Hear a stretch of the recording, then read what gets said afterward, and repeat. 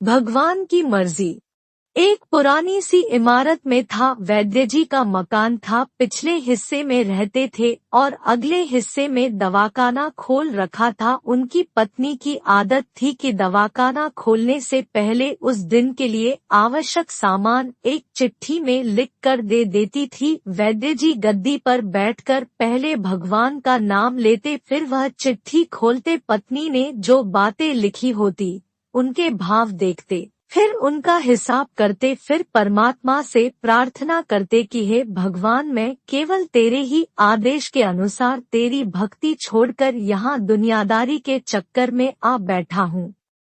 एक बार तो उनका मन भटक गया। उन्हें अपनी आंखों के सामने तारे चमकते हुए नजर आए, किंतु शीघ्र ही उन्होंने अपनी तंत्रिकाओं पर नियंत्रण पा लिया। आटे दाल चावल आदि के बाद पत्नी ने लिखा था, बेटी का विवाह 20 तारीख को है। उसके दहेज का सामान। कुछ देर सोचते रहे, फिर बाकी चीजों की कीमत लिखने के बाद दहेज के सामने लिखा, यह काम परमात्मा का है, परमात्मा जाने। एक दो रोगी आए थे, उन्हें वैद्य जी दवाई दे रहे थे।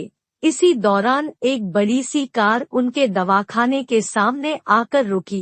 वैद्य जी ने कोई खास तवज्जो नहीं दी, क्योंकि कई कारों वाले उनके पास आते रहते थे। दोनों मरीज दवाई लेकर चले गए। वह सूटेड बूटेड साहब कार से बाहर निकले और नमस्ते करके बेंच पर बैठ गए। वैद्य जी ने कहा कि अगर आपको अपने लिए दवा लेनी है तो इधर स्टूल पर आए ताकि आपकी नाड़ी देख लूं, और अगर किसी रोगी की दवाई लेकर जाना है तो बीमारी की स्थिति का वर्णन करे। वह साहब कहने लगे, वैद्य जी आपने मुझे पहचाना नहीं, मेरा नाम कृष्णलाल है, लेकिन आप मुझे पहचान भी कैसे सकते हैं, क्योंकि मैं 15 से 16 साल बाद आपके दवाखाने पर आया हूँ।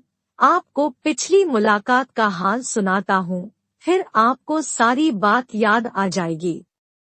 जब मैं पहली बार यहाँ आया था तो मैं खुद नहीं आया था, अपितु ईश्वर मुझे आपके पास ले आया था, क्योंकि ईश्वर ने मुझ पर कृपा की थी और वह मेरा घर आबाद करना चाहता था। हुआ इस तरह था कि मैं कार से अपने पैतृक घर जा रहा था। बिल्कुल आपके दवाखाने के सामने हमारी कार पंक्चर हो गई। ड्राइवर कार का पहिया उतार कर पंक्चर लगवाने चला गया। आपने देखा कि गर्मी में मैं कार के पास खड़ा था तो आप मेरे पास आए और दवाखाने की ओर इशारा किया और कहा कि इधर आकर कुर्सी पर बैठ जाए। अंधा क्या चाहे, 2 आंखें और कुर्सी पर आकर बैठ गया। ड्राइवर ने कुछ ज्यादा ही देर लगा दी थी। एक छोटी सी बच्ची भी यहाँ आपकी मेज के पास खड़ी थी और बार बार कह रही थी, चलो न बाबा, मुझे भूख लगी है। आप उससे कह रहे थे कि बेटी थोड़ा धीरज धरो, चलते हैं। मैं यह सोचकर कि इतनी देर से आपके पास बैठा था और मेरे ही कारण आप खाना खाने भी नहीं जा रहे थे, मुझे कोई दवाई खरीद लेनी चाहिए ताकि आप मेरे बैठने का भार महसूस न करें। मैंने कहा, वैद्य जी, मैं पिछले 5 से 6 साल से इंग्लैंड में रहकर कारोबार कर रहा हूँ। इंग्लैंड जाने से पहले मेरी शादी हो गई थी, लेकिन अब तक बच्चे के सुख से वंचित हूँ। यहाँ भी इलाज कराया और वहाँ इंग्लैंड में भी, लेकिन किस्मत ने निराशा के सिवा और कुछ नहीं दिया। आपने कहा था, मेरे भाई, भगवान से निराश न हो, याद रखो कि उसके कोष में किसी चीज की कोई कमी नहीं है। आस औलाद, धन इज्जत, सुख दुख, जीवन मृत्यु, सब कुछ उसी के हाथ में है। यह किसी वैद्य या डॉक्टर के हाथ में नहीं होता और न ही किसी दवा में होता है। जो कुछ होना होता है वह सब भगवान के आदेश से होता है। औलाद देनी है तो उसी ने देनी है। मुझे याद है आप बातें करते जा रहे थे और साथ साथ पुड़िया भी बनाते जा रहे थे। सभी दवा आपने 2 भागों में विभाजित कर 2 अलग अलग लिफाफों में डाली थी और फिर मुझसे पूछकर आपने एक लिफाफे पर मेरा और दूसरे पर मेरी पत्नी का नाम लिखकर दवा उपयोग करने का तरीका बताया था। मैंने तब बेदिली से वह दवाई ले ली थी, क्योंकि मैं सिर्फ कुछ पैसे आपको देना चाहता था। लेकिन जब दवा लेने के बाद मैंने पैसे पूछे तो आपने कहा था, बस ठीक है, मैंने जोर डाला। तो आपने कहा कि आज का खाता बंद हो गया है। मैंने कहा मुझे आपकी बात समझ नहीं आई। इसी दौरान वहाँ एक और आदमी आया, उसने हमारी चर्चा सुनकर मुझे बताया कि खाता बंद होने का मतलब यह है कि आज के घरेलू खर्च के लिए जितनी राशि वैद्य जी ने भगवान से मांगी थी वह ईश्वर ने उन्हें दे दी है, अधिक पैसे वे नहीं ले सकते। मैं कुछ हैरान हुआ और कुछ दिल में लज्जित भी कि मेरे विचार कितने निम्न थे और यह सरलचित्त वैद्य कितना महान है। मैंने जब घर जाकर पत्नी को औषधि दिखाई और सारी बात बताई तो उसके मुंह से निकला, वो इंसान नहीं कोई देवता है और उसकी दी हुई दवा ही हमारे मन की मुराद पूरी करने का कारण बनेगी। आज मेरे घर में 2 फूल खिले हुए हैं। हम दोनों पति पत्नी हर समय आपके लिए प्रार्थना करते रहते हैं। इतने साल तक कारोबार ने फुर्सत ही न दी कि स्वयं आकर आपसे धन्यवाद के 2 शब्द ही कह जाता। इतने बरसों बाद आज भारत आया हूँ और कार केवल यहीं रोकी है। वैद्य जी, हमारा सारा परिवार इंग्लैंड में सेटल हो चुका है। केवल मेरी एक विधवा बहन अपनी बेटी के साथ भारत में रहती है। हमारी भांजी की शादी इस महीने की 21 तारीख को होनी है।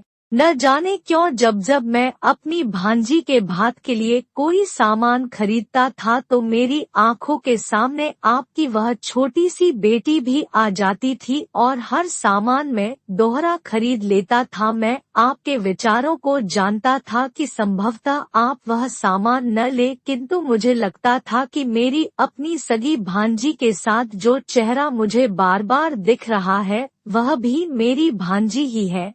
मुझे लगता था कि ईश्वर ने इस भांजी के विवाह में भी मुझे भात भरने की जिम्मेदारी दी है। वैद्य जी की आंखें आश्चर्य से खुली की खुली रह गई और बहुत धीमी आवाज में बोले, कृष्णलाल जी, आप जो कुछ कह रहे हैं मुझे समझ नहीं आ रहा कि ईश्वर की यह क्या माया है। आप मेरी श्रीमती के हाथ की लिखी हुई यह चिट्ठी देखिए। और वैद्य जी ने चिट्ठी खोलकर कृष्णलाल जी को पकड़ा दी। वहाँ उपस्थित सभी यह देखकर हैरान रह गए कि दहेज का सामान के सामने लिखा हुआ था, यह काम परमात्मा का है, परमात्मा जाने। कांपती सी आवाज में वैद्य जी बोले, कृष्णलाल जी, विश्वास कीजिए कि आज तक कभी ऐसा नहीं हुआ कि पत्नी ने चिट्ठी पर आवश्यकता लिखी हो और भगवान ने उसी दिन उसकी व्यवस्था न कर दी हो। आपकी बातें सुनकर तो लगता है कि भगवान को पता होता है कि किस दिन मेरी श्रीमती क्या लिखने वाली है, अन्यथा आपसे इतने दिन पहले ही सामान खरीदना आरंभ न करवा दिया होता। परमात्मा ने। वाह भगवान वाह, तू महान है, तू दयावान है। मैं हैरान हूँ कि वह कैसे अपने रंग दिखाता है। वैद्य जी ने आगे कहा, जब से होश संभाला है एक ही पाठ पढ़ा है कि सुबह परमात्मा का आभार करो, शाम को अच्छा दिन गुजरने का आभार करो, खाते समय उसका आभार करो, सोते समय उसका आभार करो। शुक्र है मेरे मालिक तेरा लाख लाख। ऐसे ही वीडियो के लिए चैनल को सब्सक्राइब करें, वीडियो को लाइक करें और कमेंट बॉक्स में अपनी राय दें। वीडियो देखने के लिए धन्यवाद।